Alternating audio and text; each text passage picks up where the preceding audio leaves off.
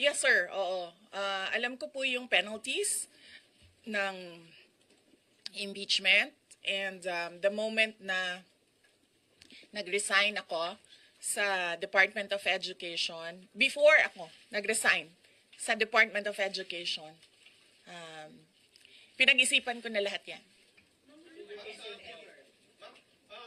Sir. Ba masasabi ninyo na lalo pa kayong nainganyo na ituloy ang pagtakbo sa 2020 presidential election? Nasagot ko na ata yan kanina sa question ni Sir na nakaitim. Sir. Ma'am, number one in the articles of impeachment was your assassination threat to the president. Do you regret making that statement last week? I did not make an assassination threat to the president.